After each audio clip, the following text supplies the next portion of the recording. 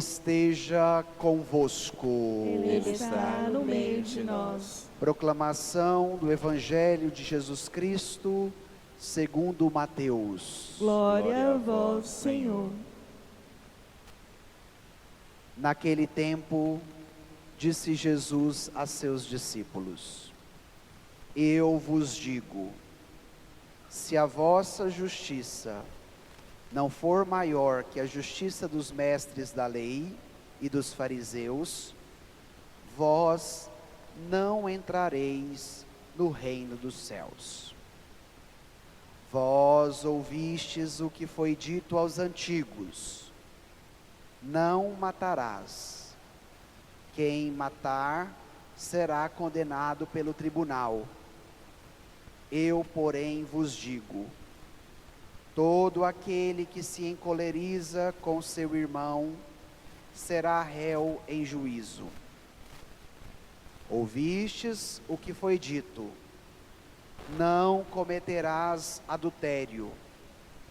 Eu, porém, vos digo: todo aquele que olhar para uma mulher com desejo de possuí-la, já cometeu adultério com ela no seu coração. Vós ouvistes também o que foi dito aos antigos: não jurarás falso, mas cumprirás os teus juramentos feitos ao Senhor. Eu, porém, vos digo: não jureis de modo algum, seja o vosso sim, sim, e o vosso não, não. Tudo o que for além disso vem do maligno. Palavra da salvação. Glória a vós, Senhor. Peçamos neste momento a ajuda do Espírito Santo para nos iluminar nesta manhã, para que assim sejamos capazes de compreender esta palavra de Deus que acabamos de ouvir.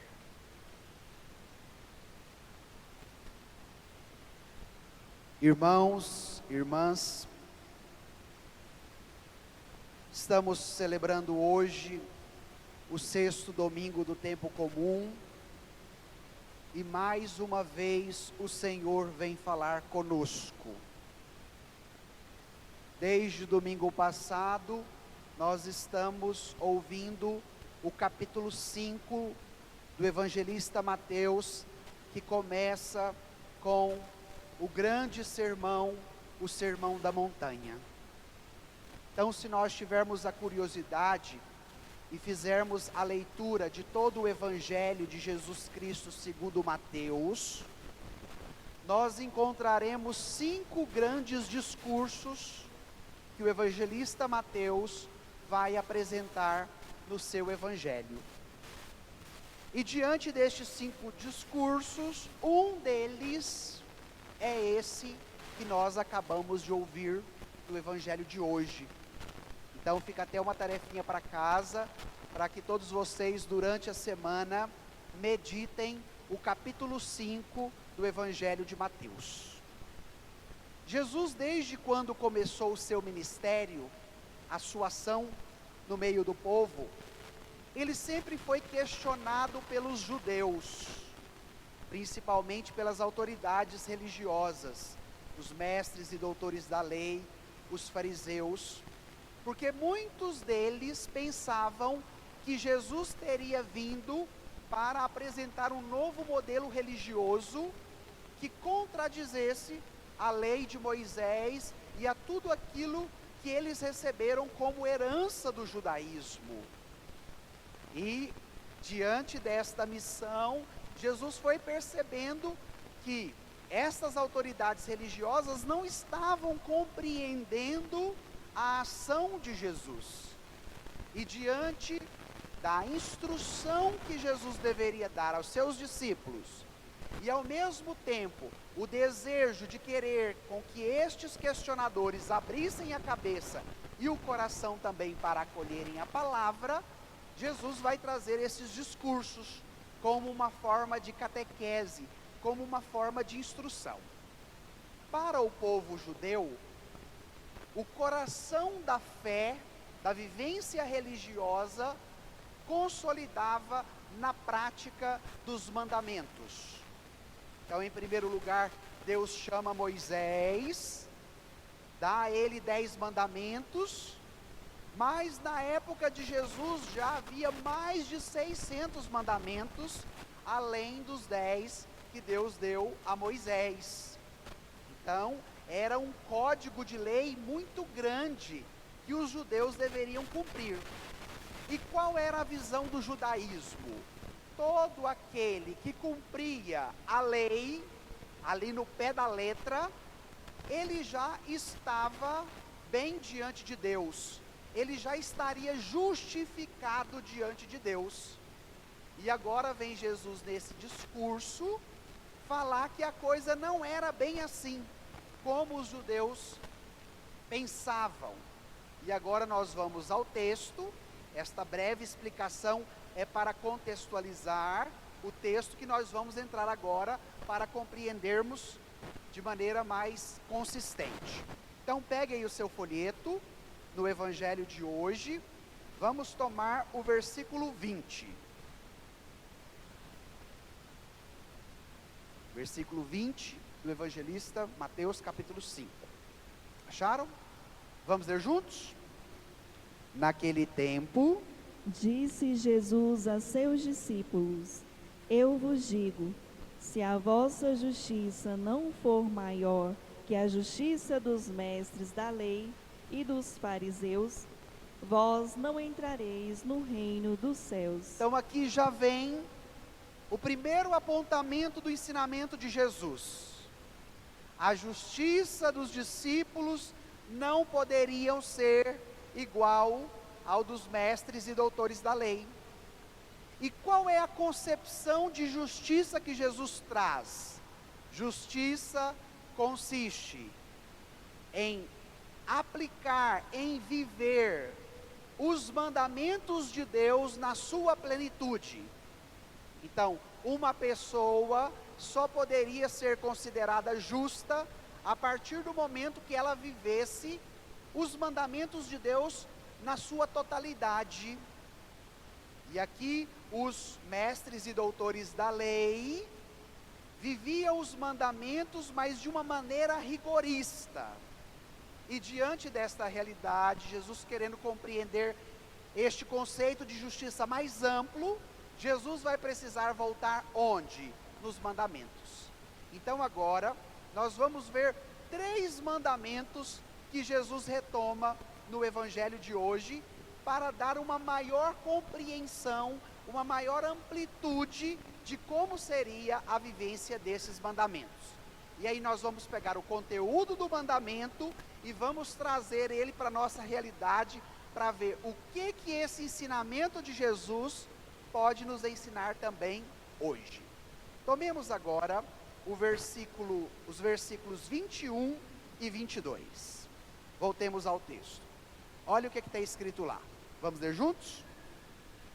Vós ouvistes O que foi dito aos antigos: Não não matarás. matarás.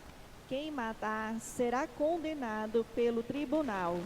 Eu, porém, vos digo, todo aquele que se encoleriza com seu irmão será réu em juízo. paremos aqui. Então, o assassinato sempre foi um crime que bradava aos céus, porque ninguém tem o direito de vingar do outro, tirando a sua vida. Então, por que na maioria das vezes acontece um assassinato, matar uma outra pessoa? O outro, se sentindo prejudicado pela ação daquele, se acha no direito de tirar aquela vida. E aí um dos mandamentos vai dizer: não matarás. Então, para um bom judeu, a partir do momento que ele não matava outra pessoa, ele já tinha cumprido este mandamento, logo ele estava justificado diante de Deus. Agora vem Jesus reafirmando que de fato ninguém tem o direito de matar o outro, mas Jesus agora amplia o conceito deste mandamento, porque Jesus vai trazer um adendo novo que não era falado pelos judeus.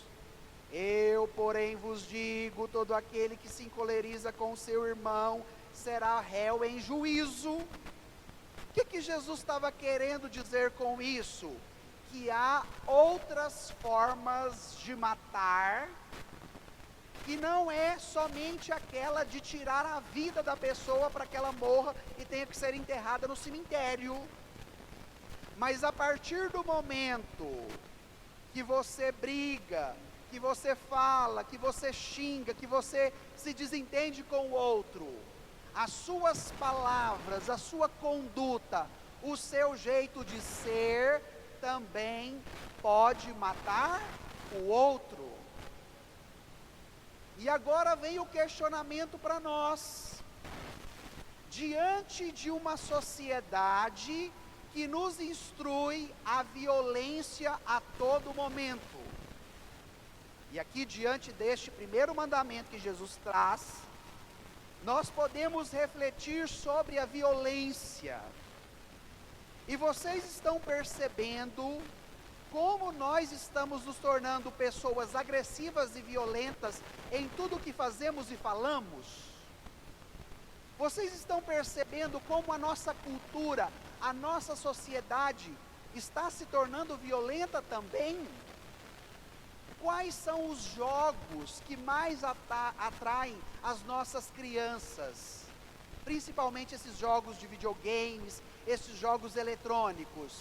São jogos que propiciam aos jogadores o que, minha gente? A violência, o sangue, a luta, a morte, para que eu possa vencer. Então, por detrás de todos esses elementos, nós devemos ouvir a voz de Jesus.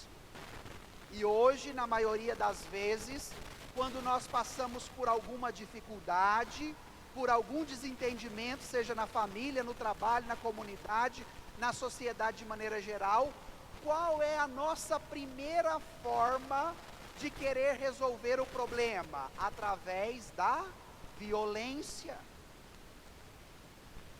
Na vida familiar, muitos de vocês são casados. Na hora que vem os desentendimentos, quantos casais, além de brigar, de xingar, de gritar um com o outro, muitos também se agridem. E hoje um dos crimes que mais tem acontecido é o feminicídio. O que é isso? Os homens achando no direito de matar as mulheres quando elas já não querem mais namorar com eles. Olha como o evangelho é atual. E vem hoje Jesus retomando o mandamento: não matarás, na sua totalidade, seja na morte física contra o outro, ou seja naquela morte que eu provoco também nas minhas relações. E agora vem uma provocação para você, meu irmão, minha irmã, nesta manhã. Quantas vezes na sua vida você utilizou da violência para querer resolver as dificuldades que você teve que enfrentar na sua vida? Então ouça Jesus falando com você também.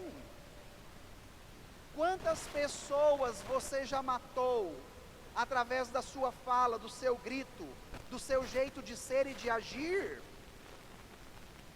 Quantas pessoas você já disse: para mim o fulano morreu, eu não falo mais com ele ou com ela, eu nunca mais quero encontrá-lo, eu nunca mais quero vê-lo, porque para mim o fulano ou a fulana morreu. E hoje vem Jesus dizendo para você: não matarás. Não matarás. Primeira característica, a violência, vinculado ao primeiro mandamento que Jesus traz: não matarás. Jesus agora vai retomar um segundo mandamento. Voltemos ao texto. Versículo 27 e 28. Vamos lá? Vamos ler juntos? ouvistes o que foi dito: não cometerás adultério. Eu, porém, vos digo: todo aquele que olhar para uma mulher com o desejo de possuí-la, já cometeu adultério com ela no coração. Paremos aqui. Jesus agora retoma um segundo mandamento: não cometerás adultério. Voltemos ao Antigo Testamento. De acordo com a lei mosaica, a lei de Moisés, a partir do momento que o casal se comprometia num vínculo matrimonial, não era lhes permitido ter uma relação com uma outra pessoa, seja com o marido ou seja com a esposa, porque era um outro pecado grave chamado de adultério. Então, para os judeus, a partir do momento que eles não tivessem uma relação, sendo casados com outro homem ou com outra mulher, logo estavam cumprindo o mandamento que Deus dizia: não cometerás adultério, estavam justificados diante de Deus. Agora vem Jesus ampliar este mandamento também, para que eles entendessem que o adultério não era somente o ato sexual que se realizava fora do casamento, mas o adultério já começava a partir do momento que o desejo reinava no coração daquela pessoa. E aí, diante desta compreensão e desta amplitude, Jesus vai dizer aos seus discípulos: porque todo aquele que olhar com o desejo de possuí-la, já cometeu adultério, onde? No seu coração. E aqui, este segundo mandamento nos traz uma segunda característica para o nosso tempo: a cultura e a sociedade do desejo. Primeiro mandamento, violência. O segundo mandamento, desejo. Hoje nós somos doutrinados por um tipo de pensamento que nos convence dizendo assim: você tem desejos? Sacie os seus desejos, porque logo eles vão te dar um prazer que você precisa alcançar na sua vida. E é diante deste tipo de pensamento que nós vamos cedendo a todas as provocações que batem a porta do nosso coração querendo entrar. Porque se ela se tornou um desejo dentro de mim, logo eu preciso saciá-lo. E saciando esse desejo, eu vou ter algum tipo de compensação, algum tipo de prazer. E a partir do momento que eu me torno refém dos meus desejos, eles vão me viciando. E pode ser que vai chegar uma hora da minha vida que eu já não consigo mais lutar contra eles, já não tenho mais domínio sobre eles, porque na verdade eu fui cedendo tanto aos meus desejos que me levariam a certos tipos de prazeres, que são hoje eles que me fazem reféns e que me adestraram de tal forma que eu já não consigo mais sair desta jaula. E agora, meus irmãos e minhas irmãs, nós devemos fazer este exame de consciência. Quantas vezes o nosso desejo já nos levou a querer buscar certos tipos de compensações que não fizeram bem para a nossa vida? O que foi aquilo que eu busquei para ver? O que foi aquilo que eu busquei para que entrasse no meu coração como uma forma de compensação, e que depois que eu obtive o prazer, me veio aquele peso na consciência, aquele vazio dentro do meu coração, e eu refletindo, levo à seguinte conclusão: o que eu fui fazer, meu Deus? E aqui, minha gente, nós devemos ficar muito atentos, porque hoje, com a libertinagem que o nosso mundo nos instrui. O que é a libertinagem? Querer fazer tudo que dá na cabeça. Então, se deu vontade de fazer, tem que fazer mesmo, porque hoje já não tem mais preceitos a serem cumpridos, hoje já não tem mandamentos mais como referenciais, e aí eu tenho que fazer tudo que dá na minha cabeça. Aí pode ser que você pergunte: padre, quantas vezes eu já tentei lutar contra os meus desejos, mas eu caio. Aí vem a segunda leitura, nos falar de uma realidade nova, que pode nos auxiliar diante desta cultura do desejo, do prazer, do sexo e de tantas outras possibilidades que chegam também ao adultério de maneira concreta. Então Jesus disse: quem olha para o outro com desejo, certo? Foi o exemplo que Jesus deu para ampliar a concepção do mandamento. Agora volte ao seu folheto, na segunda leitura de hoje, vamos nos versículos 9 e 10. Porque estes dois versículos vão nos ajudar diante desta compreensão. Olha o que está escrito lá. Vamos ler juntos?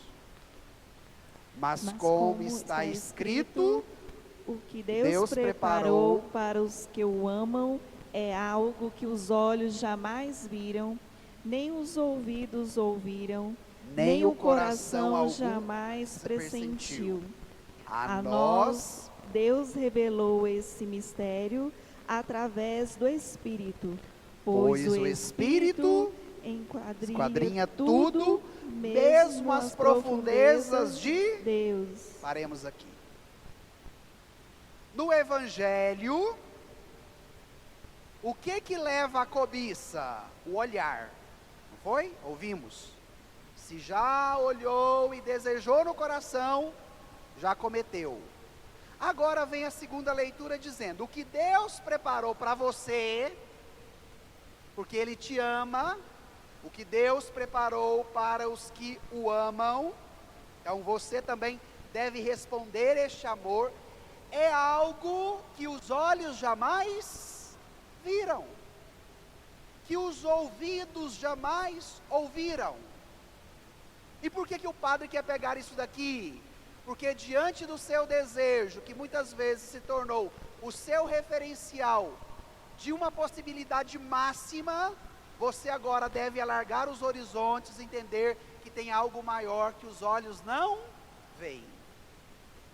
Então, diante do desejo que quer me fazer refém, eu devo buscar por aquilo que os olhos ainda não viram, que os ouvidos ainda não ouviram, que o coração ainda não pressentiu, que é muito maior do que eu, e que seja consequentemente muito mais forte do que as minhas forças.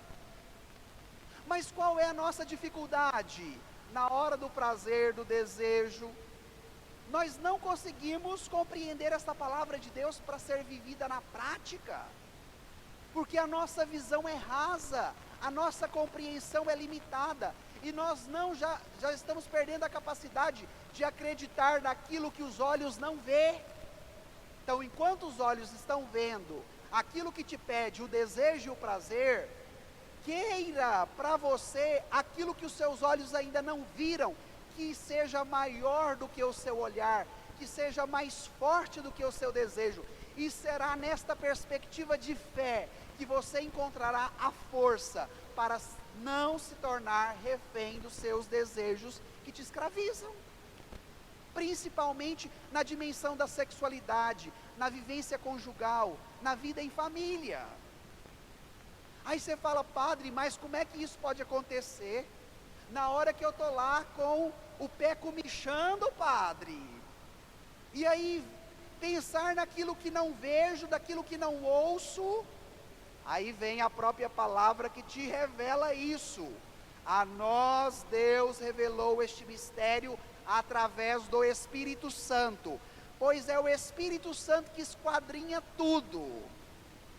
Então, quem trabalha com engenharia, com arquitetura, sabe o que é esquadrinhar. Esquadrinhar é desenhar nos mínimos detalhes, é ir na essência daquilo que está se produzindo.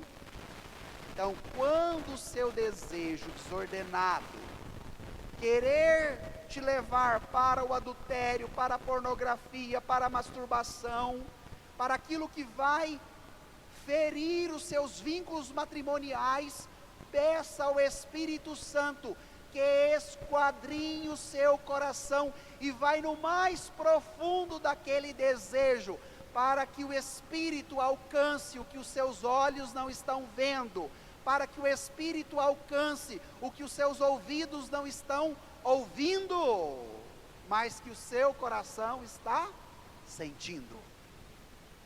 Então, olha como a palavra de Deus é atual para nós, e se torna um caminho de graça, minha gente.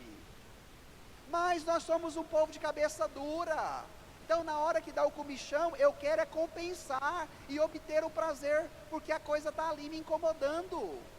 Já não mais tenho a sensibilidade de crer e de viver o que o Evangelho está me ensinando, dizendo a mim: olha, o Espírito Santo pode chegar no mais profundo do seu desejo desordenado e dar uma divina ordem para ele, para que você não caia no pecado.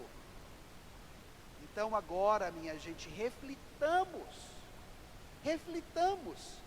porque com o advento das redes sociais, dos grupos de trabalho, de amigos e de amigas, quantas vezes chegam essas propostas de fotos indecentes, de vídeos pornográficos, de conversas ali com segundas intenções, e devagarzinho nós vamos nos fazendo de vítimas, achando que não está acontecendo nada, vai cedendo respondendo daqui, vai cedendo respondendo de lá, vai cedendo vendo aquele vídeo, vai cedendo respondendo aquele áudio, e quando vê, o coração já adulterou, porque o desejo te dominou, e foi ele que reinou e deu a última palavra para você.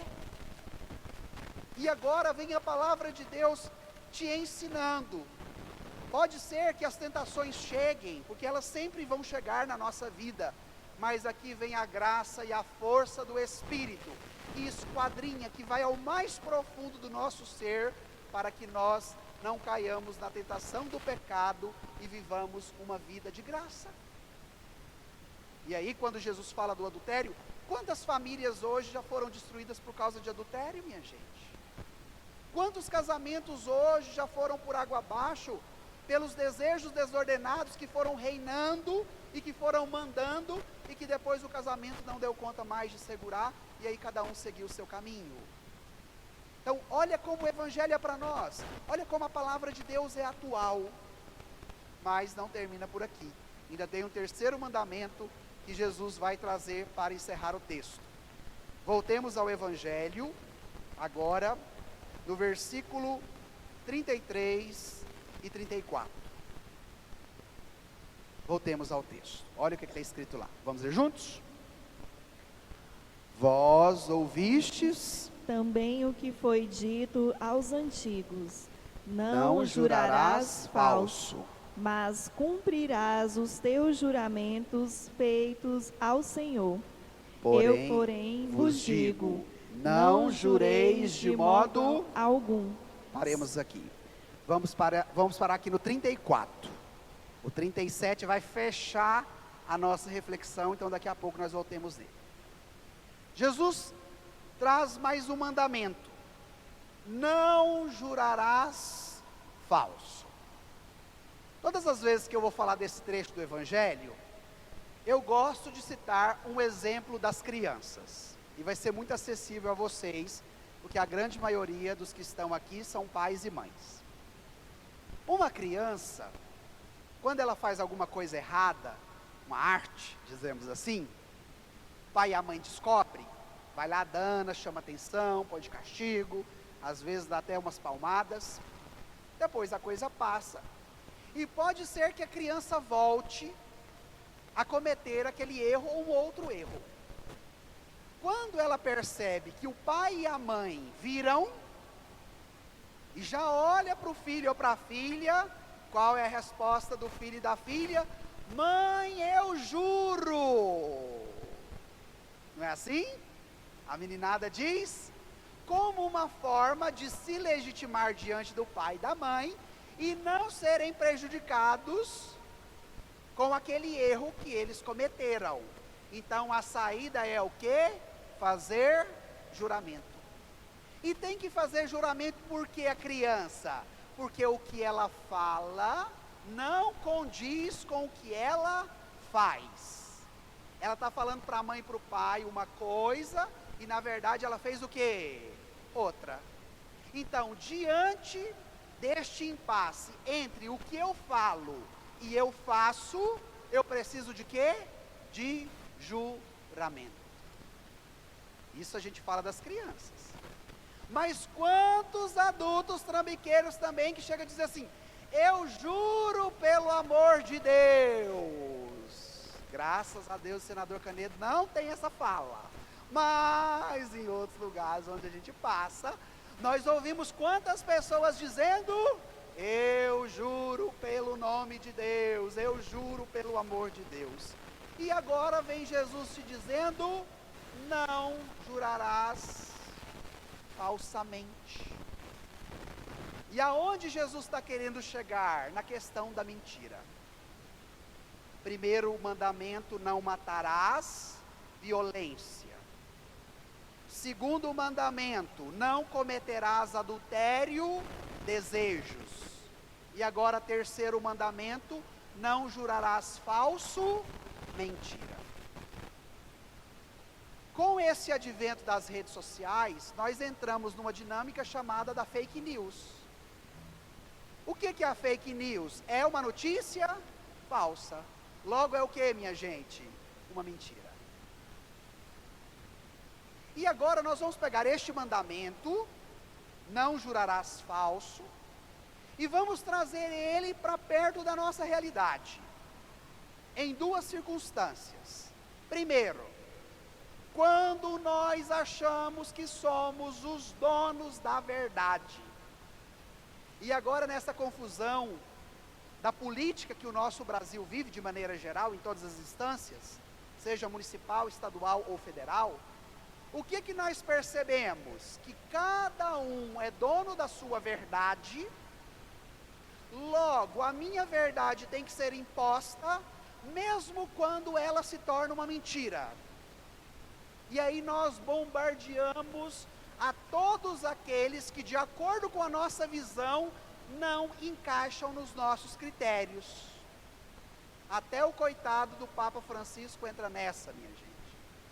Porque essa semana ele recebeu a visita do Lula, e o que a gente viu de bombardeamento contra o Papa também, não é brincadeira. Para dizer que hoje, cada um tendo o seu veículo de comunicação, tendo onde postar as suas ideias, se torna o dono da verdade, o juiz da razão, e julga tudo de acordo com os seus critérios.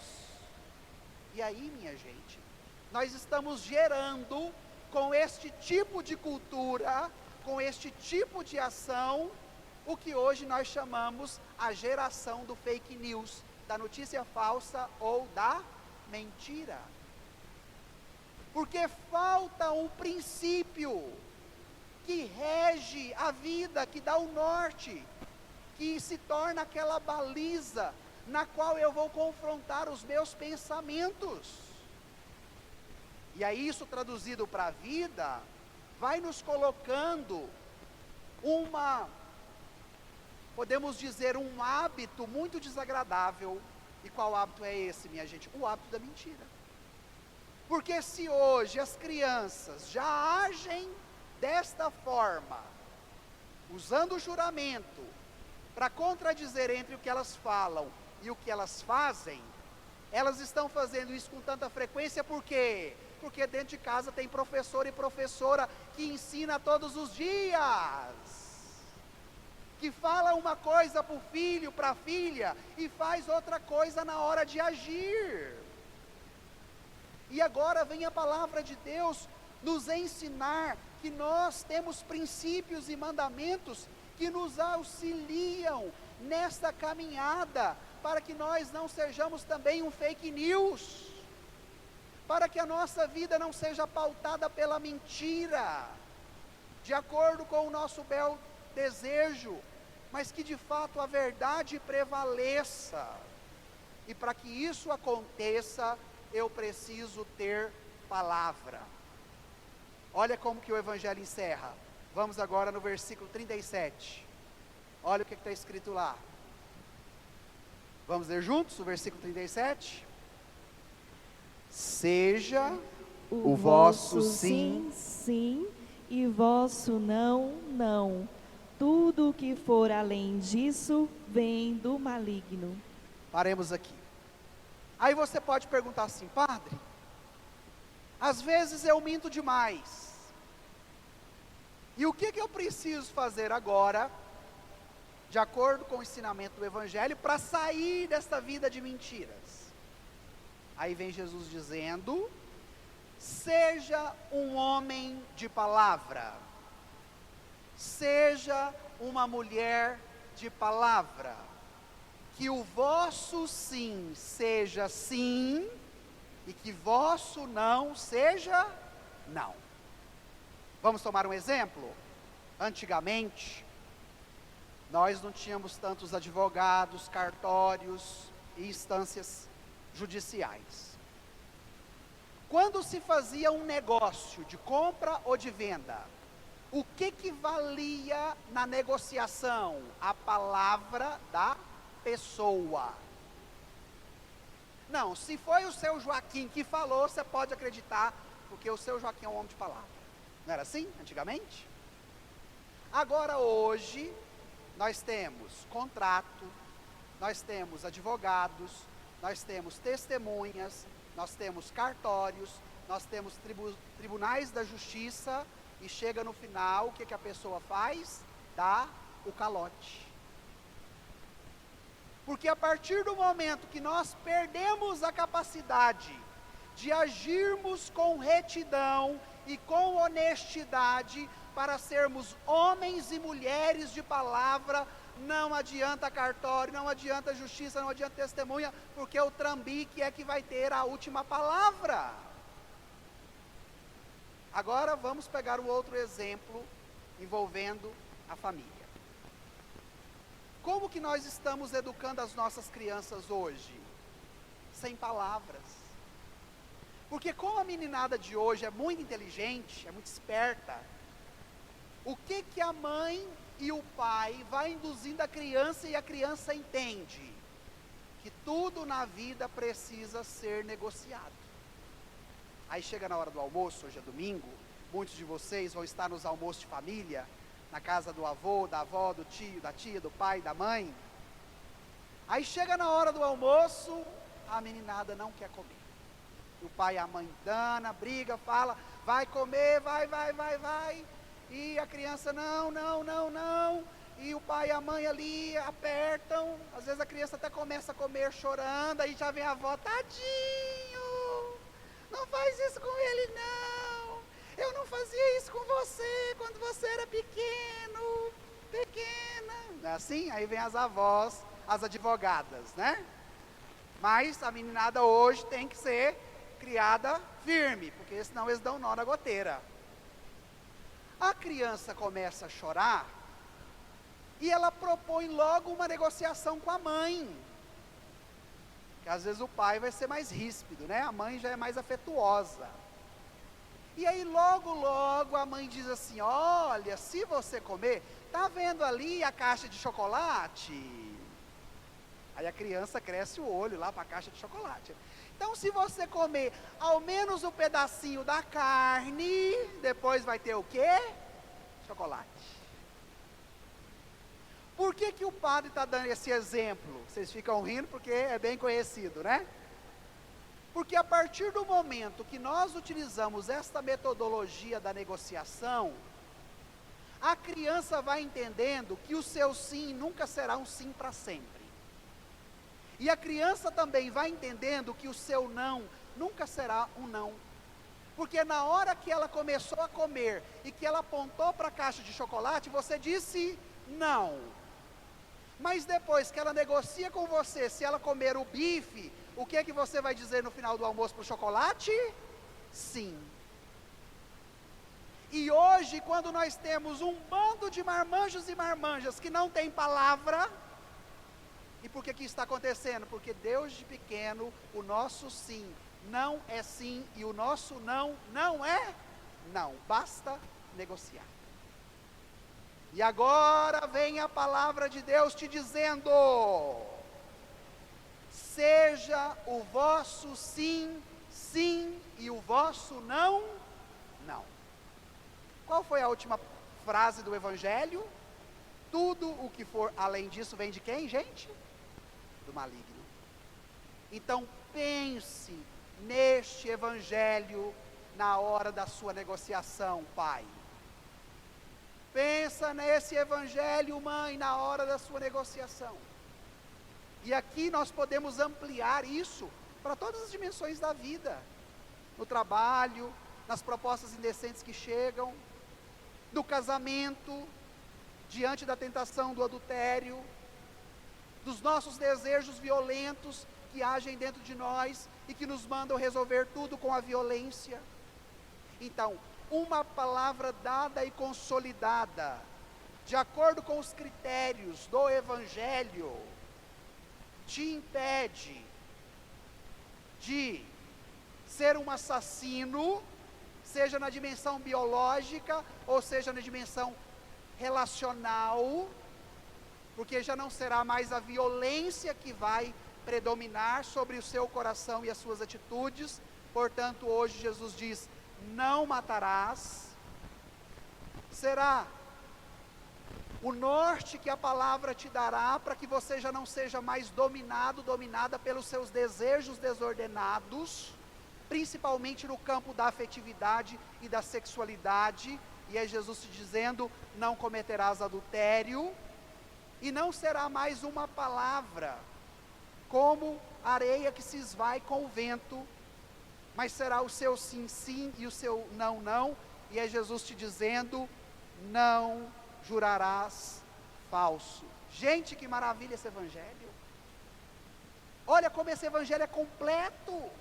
Olha como ele é redondinho para a nossa vivência, seja da relação com o outro, que pode ser pela violência, seja na minha relação comigo mesmo, que pode ser no viés da afetividade e sexualidade, ou seja naquilo que eu ajo, naquilo que eu faço, o juramento.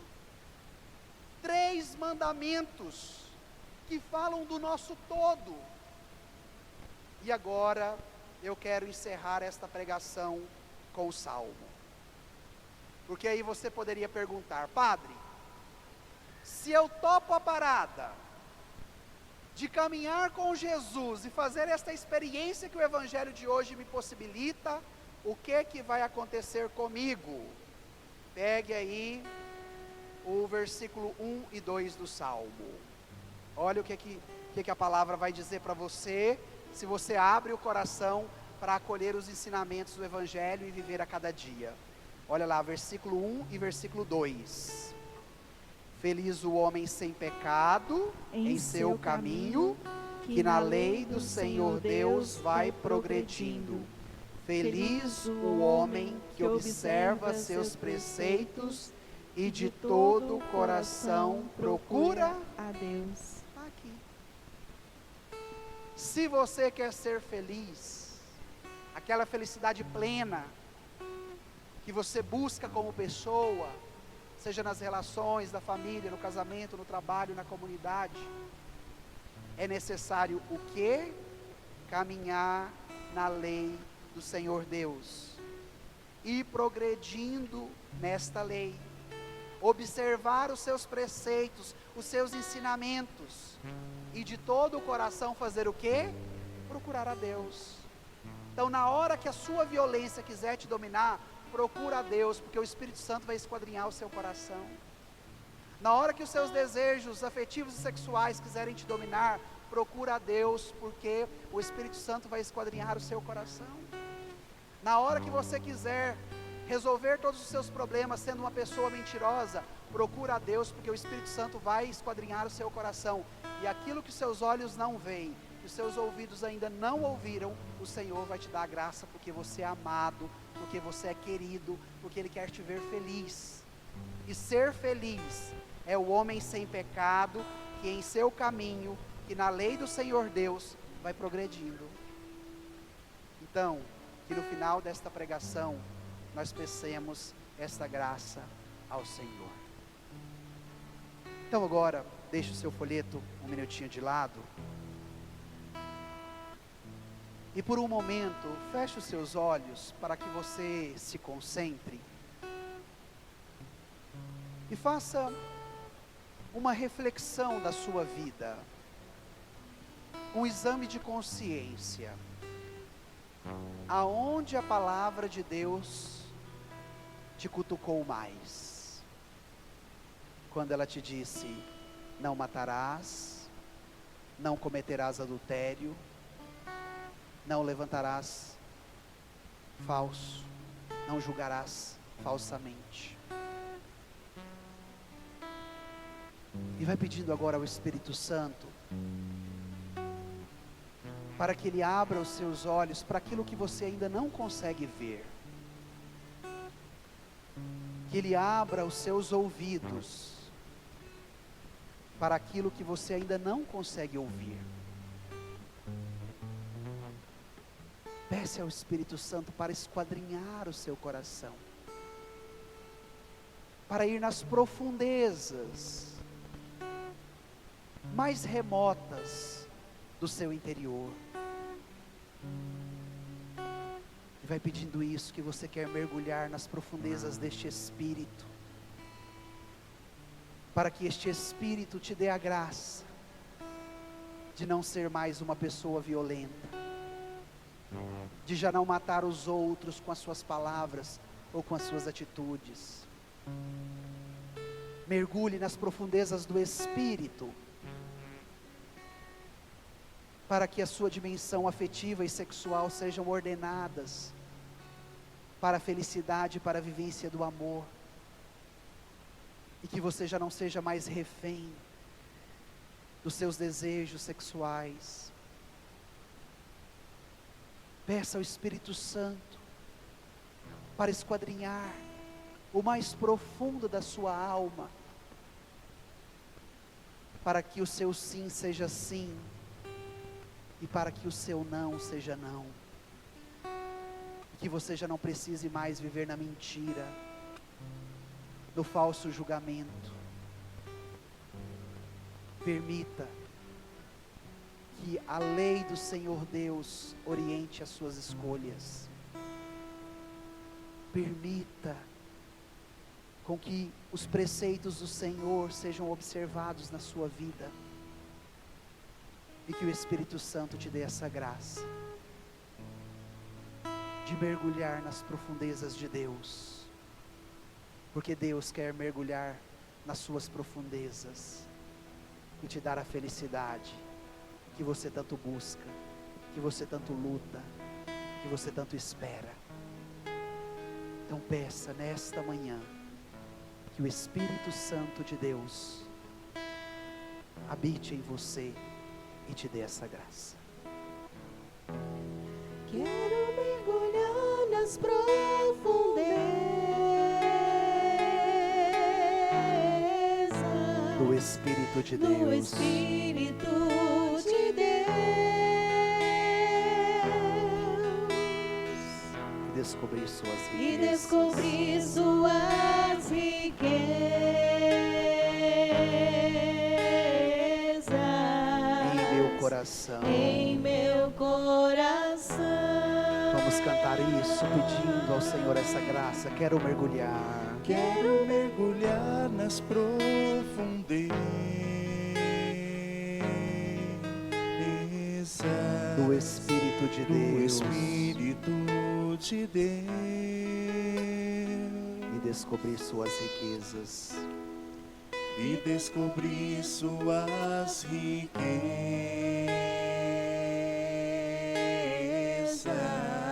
Em meu coração. Em meu coração.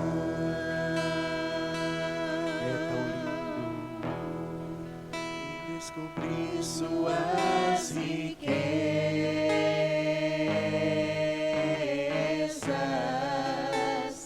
em meu coração. É tão lindo,